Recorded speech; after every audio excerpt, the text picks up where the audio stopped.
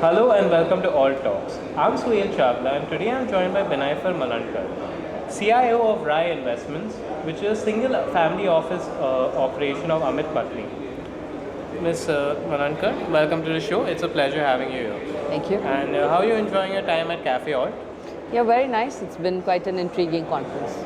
I wanted to ask you to give a bit of background on your decision to be CIO of RAAY Investments. It's a single family office. I wanted to explain to the viewers at home what that entails and how it's different from a multiple family office.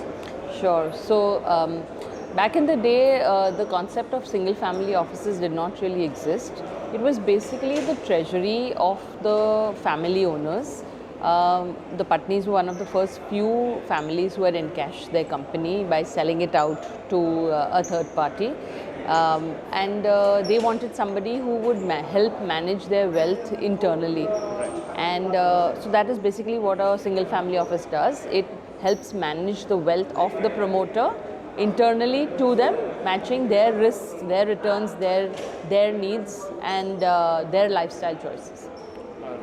Versus this, a multifamily office is basically a joint or a pool of such families who actually kind of need advice but don't want to go about setting it up themselves.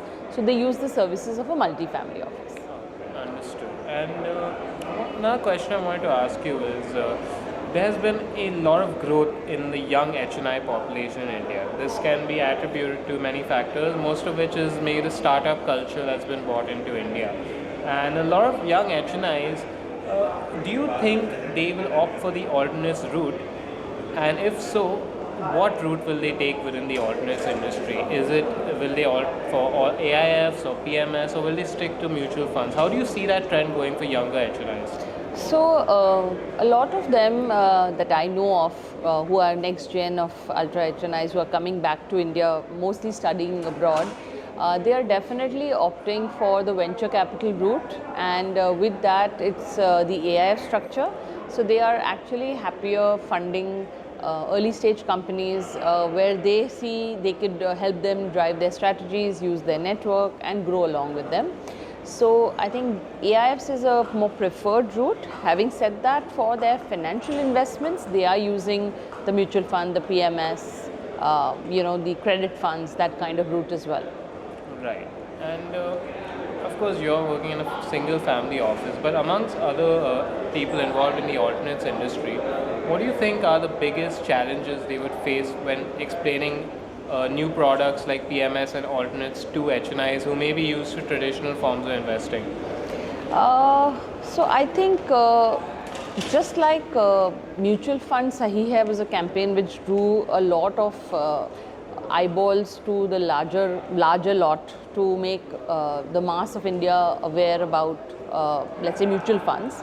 I think a similar kind of awareness campaign can be set up by the alts bodies, or I know there is a PMS regulatory body. So if they actually kind of set up some messaging which gives them a broader overarching view of how that product is or what that structure is, it will attract more masses towards it. Having said that, I think the minimum criteria is 1 crore.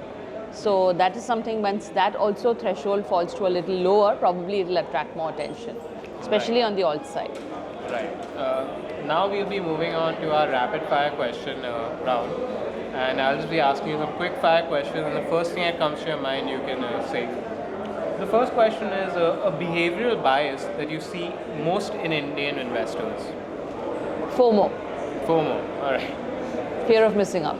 Alright. But I heard a new one the other day, which was very interesting. I haven't heard it in these last 25 years, and I heard this from a fund manager actually, and he said it's called JOMO, and I said, what is that?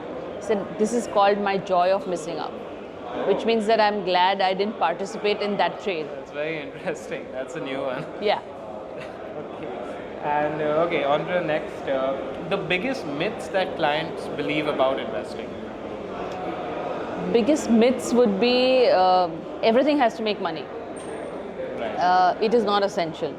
And I think everything makes money only if you have a calculative risk return parameter around it.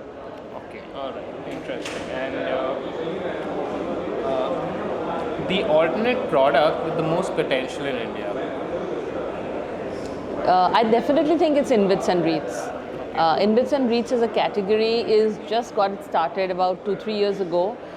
It's a completely underpenetrated category. I was mentioning on the panel as well that the industry has grown to about $92 million, which is huge. Sorry, $92 billion, if I got that correct. And what's happened, and this has happened all in the last 5 years. So it's grown about 53% in that much time. So I think it's just getting started, but we definitely need products around it. So I'm very bullish about the InVIT REITs space.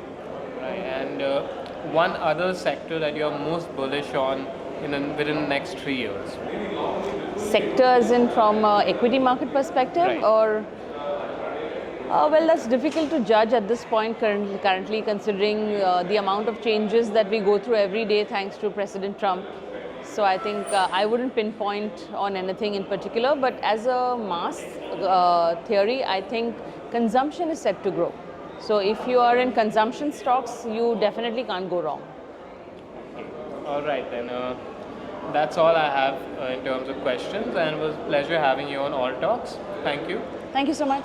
And that's it for this time on All Talks. Here you had a major leader in the alternates industry, and next time we'll have many more insights. Goodbye.